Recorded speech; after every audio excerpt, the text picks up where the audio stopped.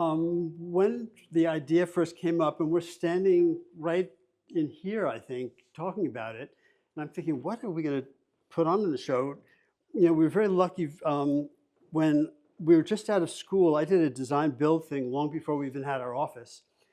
And one of our mutual friends who had just graduated from Cooper said, oh, I have this friend who's a photographer interested in architectural photography, has worked with Ezra Stoller.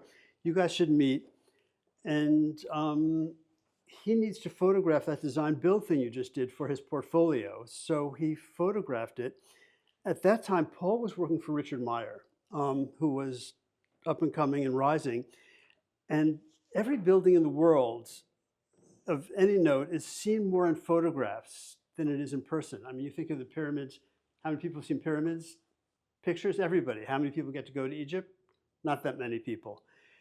And thinking about the fact that Richard, from the time he opened his office, was able to hire one of the two preeminent architectural photographers in the world to shoot everything he's ever done. And I've always been convinced that part of the strength of Richard's work, only part of it, because he's quite brilliant, obviously, is the fact that it's always seen through one photographer's eyes, Ezra Stoller's eyes.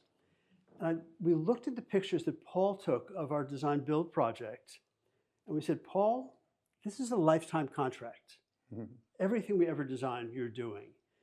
Because of that, when Joel said, you should have a show here, it's like, oh, we have all those great Paul Warchol photographs. So we're standing talking about it, and I'm trying to think, how can we pull this together that's not going to cost a fortune, and what are prints going to cost online? And so I'm looking at my phone, sort of like, oh, yeah, we can do this. And I afterwards mentioned it to Paul Warchol, and Paul said, you should call Ben. In pre-digital days, before we carried a portfolio all around and had to have big color prints to show to people, there was a color lab around the corner from us. Our studio is in what was known as the photo district. And there was this young guy who was running this photo lab. His father had just started it, and he sort of took it over. And I hadn't seen him in 25 years. And Paul Warchol said, so in the 25 years since you've seen Ben, he's become a master printer. He prints for artists, a lot of them, but sort of most prominently Candida Hoffer. Every photograph you see of hers is a Ben Dieppe print. And museums, and I thought, Paul, this really sounds expensive. And he said, no, just call him. So we called Paul, we called Ben and started talking. It's like, yeah, this is going to be crazy. And sort of let it drop. And then we decided to go to local color lab. And then one thing led to another. And a week before the show opened, they were flaking on us. It was just not going to happen. And picked up the phone. I called Ben and I said, we can send you the digital files. We've got 6 days to get these prints done. 42 of them. Yeah. And Ben took a deep breath and, okay, we can do this. And obviously we were sort of excited about the show before, but the day before the installation was one of those days of torrential rain. Ben's studio is in Hastings-on-Hudson. It should have taken, according to GPS, 51 minutes to get there. It took over 2 hours. The sawmill, the floods, we got there. We were like wrecked, but we walked into his studio and we saw these amazing, amazing prints. And that was the point at which we got really, really excited. So that's a little backstory. The prints are a whole big thing. Paul Warchol's work is amazing. The work, obviously people know the color in our work, which is a great thing, and it's what gets us noticed, but it also gets people terrified of us. We've had a few repeat offenders over the years, that is clients who have hired us repeatedly, one of whom had a bunch of color in one of the places they lived, and then they bought a townhouse in the village, and they planned to do a little bit of a renovation. It was quite traditional, but they're art collectors, and one thing led to another, and it's not the same traditional townhouse that it was, but happened in record time. And our client said, by the way, white walls everywhere, that's it. So we wanted to start the show out with white walls, which are these 3 photographs, but also wanted to start out in this room because of our house on Shelter Island, which we designed as an homage to Mies van der Rohe's Barcelona pavilion, looked at through the lens of the 21st century rather than the 20th century. And we got the house built, and it's sort of a lot of theory went into the design, and we had always planned to paint it. But when it got built and it was all silver, we looked at it and we loved it. And we thought, oh, you know what? We need to leave it this way because we like it so much. And yeah, there are a few things that are not quite resolved, but, and then we realized we've been advocating color so strongly that if we don't put color onto our house, we will be the biggest hypocrites in the world.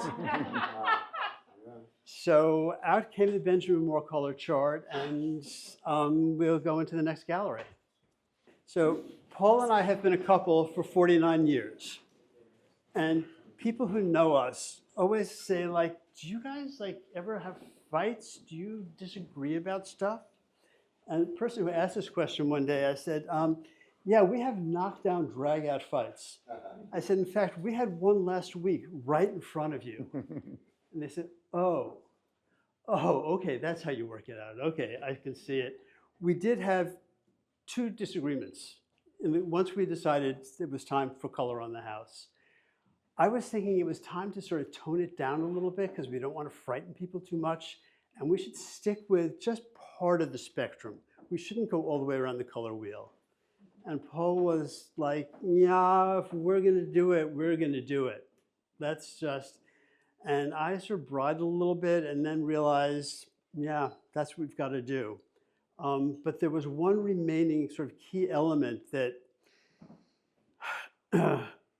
Paul was not wanting to change at all. In our entire career, we had never painted a ceiling anything other than white. And I was just feeling like, you know, the white is going to stand out like a sore thumb, and it's all about the evergreen trees behind us. And so of the 2 battles, we each had our win.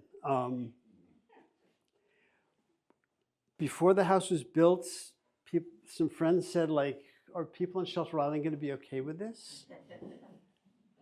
And we said, no one is going to be okay with this.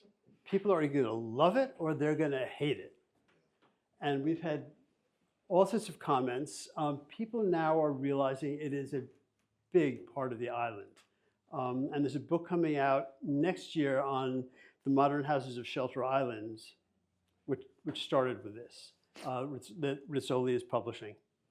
But we've made some great friends. There are also some people who are very standoffish.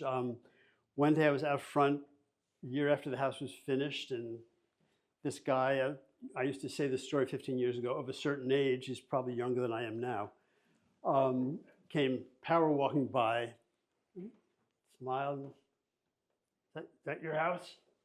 I said, yeah. And he went into this tirade about how this was the end of culture, the end of society, the end of Shelter Island.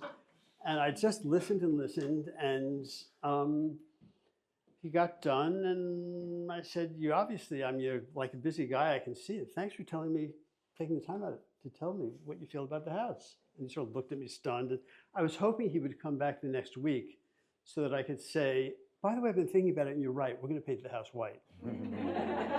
He never showed up. But the very next week, a woman came by in a van with her 2 little kids. Oh no, next week wasn't, it was someone walking by, a woman of a certain age, power walking by. And I thought, oh, here goes again, because she's looking at me like, you know, you're not going to avoid me. Is this your house? Yes. She said, I am 4th generation Shelter Island, and I cannot thank you enough. Aww. She said, we have been thinking that this island was dead, that there was nothing of interest, that no one was talking about anything. She said, you have started intellectual conversations at dinner parties, people talking about what you have done. So thank you. So that's our house. We've made some great friends. Got a phone call one day from a guy named James Barron, who started by talking about the fact that he and his wife would come to Shelter Island to bike, and they discovered our house, and so they changed their biking route so they could see it all the time. And then he said, full disclosure, I'm a reporter for the New York Times. What's with the eviction notice on your house? We had a few neighbors so upset that they actually got the building department to find a way to give us an eviction notice, which we overcame. But so the house did shake people up a little bit. Wow. Do you have any comments to add about the house?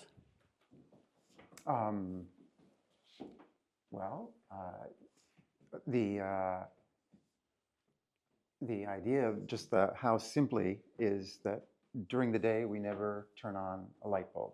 It just takes full advantage of the amazing light that exists out here as a result of being reflected all the local bodies of water. The house is really a celebration of the opportunity to be sort of free to express oneself in this area of Long Island that was home to great painters and sculptors and feeling sort of unbridled about how to express oneself. We were fortunate enough to be in a place that doesn't have an aesthetic review board that would have probably not permitted this. And needless to say, when we applied for the building permit, I'm not sure the building department actually understood our drawings. And maybe that was just as well. Yeah. That was just as well. And that was actually related to the eviction notice because the building department felt that we had tricked them into getting the house built. And we sort of did. But now it stands, and we're very, very happy about that. So one thing that Paul talks about in the house before it was painted, and a reason to not paint it, was that we both grew up on Long Island, Syosset High School, Huntington High School, and out east was always so famous for the quality of the light and all the artists who worked here, the painters, the sculptors, and the house unpainted was all about the light of Eastern Long Island. And that was about the light with color on it. It's about the form. May I ask a question? of course. So how do you think about what color to put where?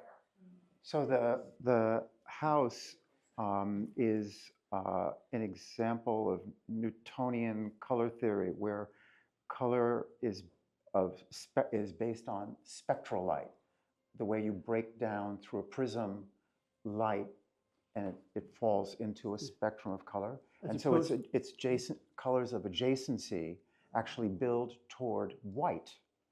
And so when you look at paintings of the 14th and 15th century established by a certain way of describing color, it was Aristotelian color theory, which was opposite colors of the color wheel were complementary.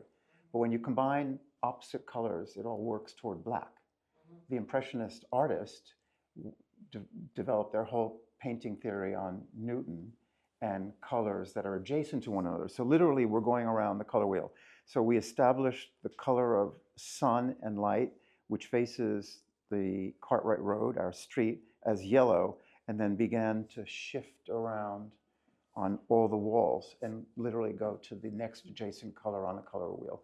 And so when you see this, it's not that it's unjarring, but there's something about it that works like a symphony.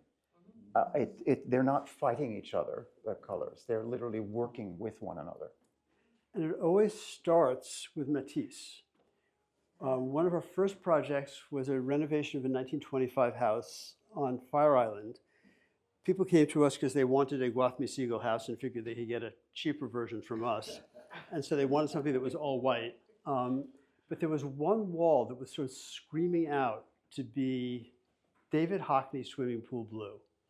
And we started going through paint chips trying to find the color. And we couldn't. It was just, somehow we weren't landing it.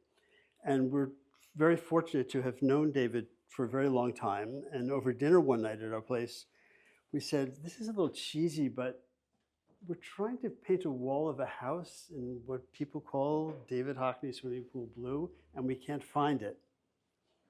And he sort of laughed. He said, yeah, no, he said, I know why you won't find it.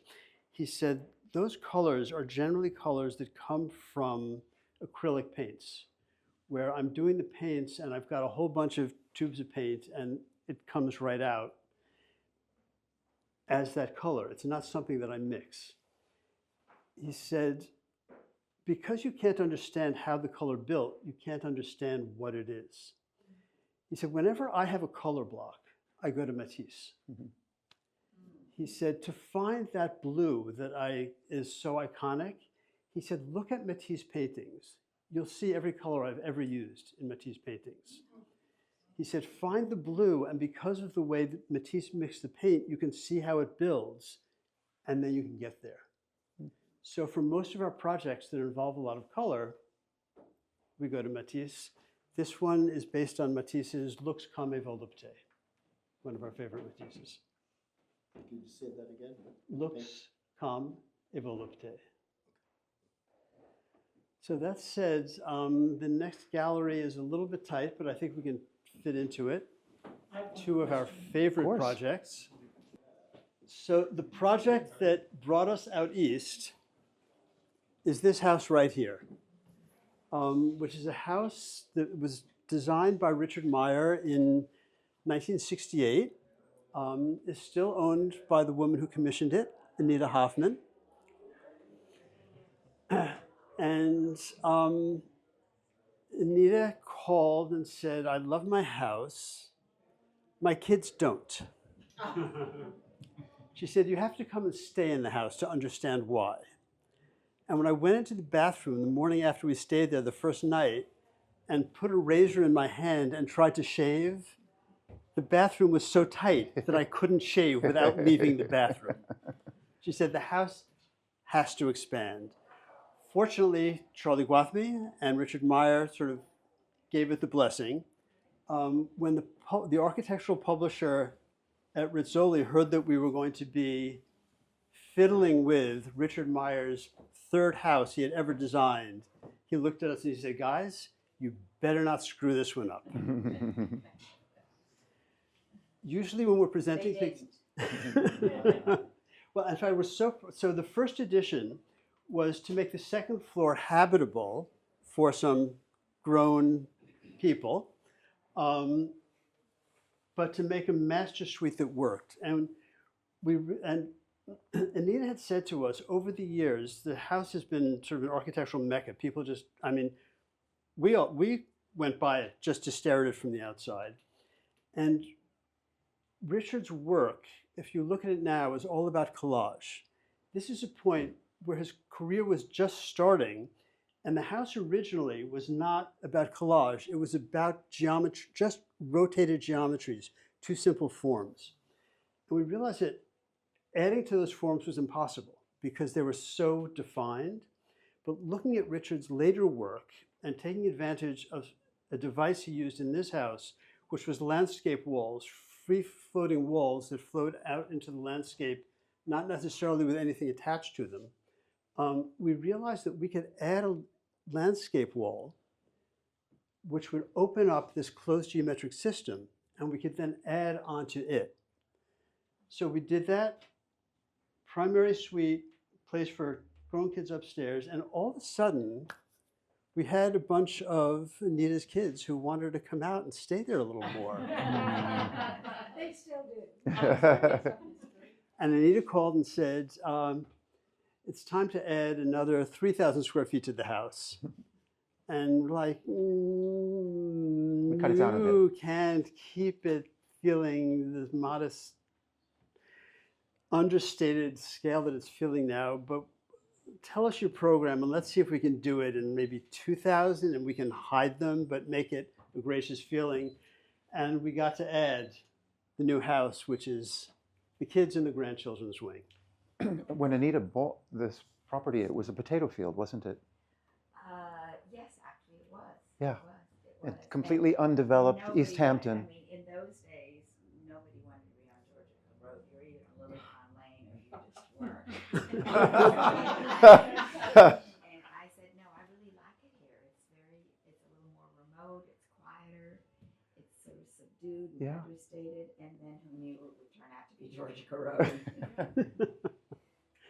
So, and generally when we're designing something for clients, we listen to what their program is and we come up with a design scheme and we present it. We say, here's what we think you asked for, here's how we've solved it. This was obviously a very sensitive project, and we actually came to Anita with two different schemes.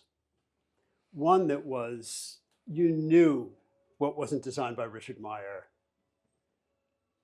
and you knew it was. The other one made a seamless addition to the house, a house that people look at. The house had just been finished, and we got a call from Paul Goldberger, who was in the midst of writing the book Richard Meyer Houses, and was writing the section on the Hoffman House.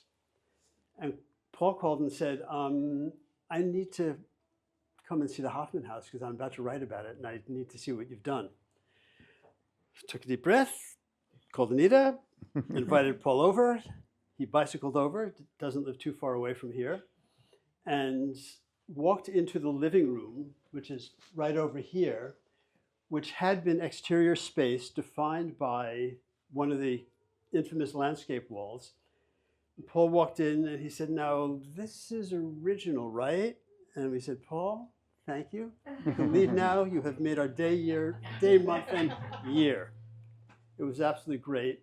And we're standing behind the house talking, and whose face would come popping around the corner? Richard Meyer. Oh. He lives right down the street. Uninvited. We were there that day.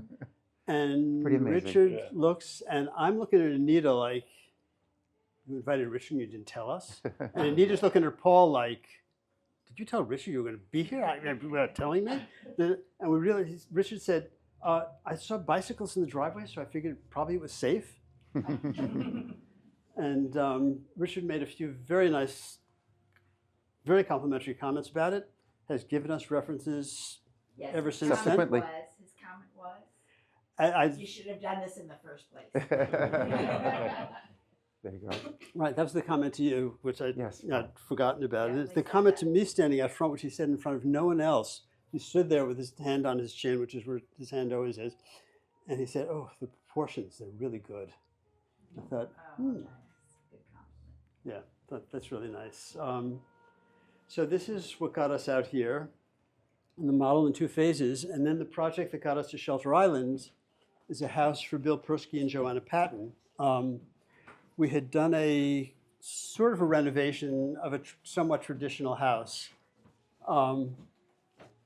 in North Haven, and things were changing in Bill's life, and his time for a new house.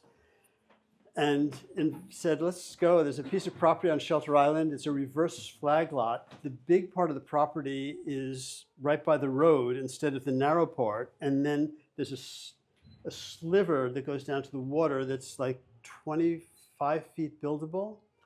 But we obviously want to be on the water. So let's see what we can squeeze in there. And it has a dock where I can moor my boat Lulu. And we made a design which It's like a camp. it's a camp. It's 3 different structures, which is something that is virtually impossible to do in the Hamptons because of restrictions on accessory buildings. But Shelter Island actually encourages accessory buildings, which is a whole other story. And this crazy thing happened. Bill is become a very close friend over the years. He's the guy who wrote Dick Van Dyke Show, That Girl, Kate and Allie, all these amazing things. And he and Joanna defined what they wanted. And so facing the water, we made the house as wide as we could make it. And it's sort of a rectangle with one thing sticking out. But as you approach the house, there's a narrow component over there that houses the entryway, the stairs down to the living spaces, and the stairs up to the primary bedroom. And also on that entry level, there's a guest room. And it sort of narrows and gets blunt. And afterwards, when we're doing the presentation drawings, and we're looking at the plan, and I said, Bill, the plan, it's like a tube television where you've got the box in it. He said, if I had seen that originally, this house would not exist. So that's Bill's house. Next gallery. So starting with photographs in here, there's a chair that you saw inside. When we were all still in our 20s and just starting out, the design build thing I had done is in the loft building we live in, and I was downstairs one day, and this guy named John Porter walked in, and we started talking, and he said, "Oh, I met this girl, and she's working at a furniture company called Knoll, and I think you guys would like one another." And we were both just sort of starting out, and we've never seen John Porter since that day, but We probably speak to Lizzie almost barely every a day goes by. Yeah. Lizzie and Peter. And through Lizzie, we met a bunch of the other people, and one thing led to another. And Noel was just finishing up The Frank Gehry project, which is the bent wood furniture that you see in the top corner of this photograph, which was an extraordinary collection of furniture that was intensely research and development driven and exhausting from what we understand. And we had just finished our very first project, which landed on the cover of Elle Decor magazine with the table we had designed for the house. And through Lizzie, we met Carl Magnuson. They called and said, "We'd like to add, first of all, we want to commission a table for the chairman of Knoll's daughter for her house in Texas, and we'd like to add this to the line." And we said, "No, you don't want to add this to the line. I mean, as big a deal as this." You would have been in a lot of trouble. This table is going to cause you no ends of problems. It's going to be impossible to manufacture. It's going to be very hard to ship, and it's going to be physically dangerous. But we would love to work with you. So, And they said, "Well, we have a design brief out to a dozen architects for a new sofa. We'll send you the design brief." So we got it, and we read the brief, and all we could think of was hearing the stories from Liz and our other friends at Knoll of how challenging the process had been developing this line of chairs with Frank Gehry. And we thought, their development department doesn't want to do something challenging. What can we do that's like just really simple? We thought, how about if we take a disc, which Knoll can make with its eyes closed, turn it on its side, and put some cushions in it. That's the chair. And let's dig a little deeper into a few other things that are related to Frank Lloyd Wright and Eileen Gray and other designers who we admire. The chair, from the time we got the brief until the sofa line was at Neocon, was 10 months. I don't think Knoll had ever done anything as quickly as that. But it's here because of Lizzie. And so these are the two product shots that Knoll commissioned, and then Paul Warchol photographs of a house that we did in Princeton. So, and then the last set of photographs is a house on Fire Island in Saltaire, a house that was built in 1912. It had been flooded by Sandy, and the people who owned it were told that if they didn't gut it immediately, they would have to tear it down because within a few weeks it would become a mold bed. So they gutted the house, and they couldn't afford to fix it up, so they put it on the market so they could get some money out of it. And some friends called and said, "We're looking at this house. It's gutted. It's very low-lying. We don't want a FEMA house." FEMA requires any house that's built in a flood zone to be 10 feet above high water mark, above sea level. You can't be 9 feet, you can't be 8 feet, you can't. So you have all these houses in coastal communities now that are raised up in the air. And Tony and Annie said, "We don't want to be raised up in the air in a FEMA house. How do we keep water out of the house?" And they had told us their program, they told us their budget, and we said, first of all, you can't afford to keep water out of the house. It's a very expensive proposition. And secondly, you don't want to, because if you keep water out of the house, the next time the tides come, and they will, the house is just going to float away. So let's make a house that's water permeable. Let's make a house that can be flooded with the least possible damage happening. To do that, rather than, as typical in Fire Island houses, power coming up from under the house, we're going to bring the power from the ceiling down the walls only to a certain level. What looks like wood beadboard is actually a polycarbonate material It's Versitex. called Versitex, which once you put paint on it, you have no idea it's a synthetic. The floors are marine grade plywood, so they can get flooded. And sort of plywood wasn't sort of ultimately what Tony and Andy were looking for. And I said, well, what we're going to do is we're going to have the floors painted with white deck paint, and then we will splatter paint them, sort of like a Jackson Pollock. We had some neighbors in Seaview who had done that years ago. And Tony was like, how are we going to get the painters to splatter paint it? And I said, no, you weren't listening to me carefully. I didn't say we're going to get the painters to splatter paint it. I said, we together are going to splatter paint it. So we did a practice session in our studio where we got huge sheets of white paper and everybody practiced splattering. And then we went out, we each had colors, we each had our own. Including our client. Yeah. Oh yeah, And clients so were doing it he too. participated in this, so he actually painted his own floor with us. Yeah, which was great. And it's funny, afterwards, we each had our own sort of signature style of splashing, and we're very careful to splatter as we move toward the front door so that we wouldn't knock ourselves in. So it worked. Then the last project, Has it ever flooded again? Never, it has not flooded again. never to that, So you Yeah. never had to test yeah, But it. it's not yet. Not yet. Not yet. It is Fire Island, Yeah. so It's Fire it's, Island, it's and time will there come. Yes, exactly. So, and then the last projects are the ones presented in video or in model form, two of which are actual projects and two of which are theoretical projects. One of the actual projects is a house in this model right here, a house which actually is built. It was Edward Larrabee Barnes, who was he was the sort of dean of American architects for a number of years, and people like Richard Meyer, Charlie Gwathmey, they all are alumni of Ed Barnes' office. Ed and Mary Barnes designed a house for themselves, which they added onto once originally right here, and then they made a second edition, which by the time Ed had passed away and Mary was moving to California to be near the kids, that was falling apart, and they wanted it to, they knew it had to come apart. It was also sort of awkward because a few other people had their hands in the edition and they weren't really thrilled with how it came out. And we were very proud to have been called, again, Charles Gwathmey recommended this to us after he had rejected the job,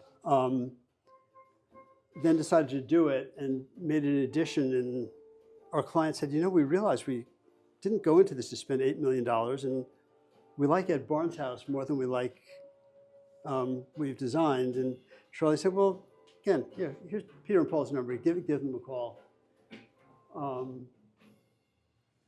So of the houses coming up in the videos, it's a mansion that some friends of ours bought from something called the Hudson River Trust, which buys land along the Hudson. And you could, if you don't like the house that's there, you could tear it down. They don't care if it has historic value. They would like to see the Hudson River all just woodlands. But anything that's built in sight of the river, nothing can be built within sight of the river, so anything has to be invisible, which means that also from the house you couldn't see the river. So these guys came to us and said, we don't really like revival styles, and we really would like to be in like Mies van der Rohe's Farnsworth house, but they're very unenvironmental, and how do we do that and keep the original mansion there? And we said, well, the additions on the back of the house were never graceful, so let's basically take the Farnsworth house, tilt it, make it a green roof, and make the rooms that you need to be added into the house under the green roof, which will then be invisible. Their first reaction when they saw it was, who's going to love this house the most is Barney, their dog. They were just envisioning Barney running right up there. Great project to work on. So this is the Barnes house. This is this house right here. So the central part is the house that Ed and Mary Barnes lived in originally. They made the addition on the left, And then we did the addition on the right. We did the restoration of the original house, which when you walk in is a beautiful piece of cabinetry on one side, and then you get to the other side of the cabinetry, and there's some cabinets, but it's mostly a very monumental fireplace.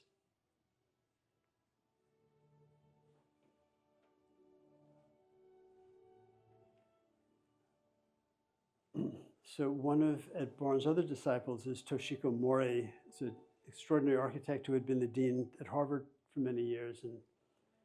And evidently, when she heard that the Selbys were going to be modifying the house, she called Toshiko very nervously. And from what we hear, Toshiko said to her, "Mary, the house is in good hands. You'll probably be happier with the new edition than the old edition." The next two projects which will be coming up are things that just work was a little bit slow, and we had met some people who were thinking of doing some projects, and we said, tell us what you're up to, and we'll sort of design design something just because we need some design exercise. So we can watch through these, but that's our little show. A few people. Thank you.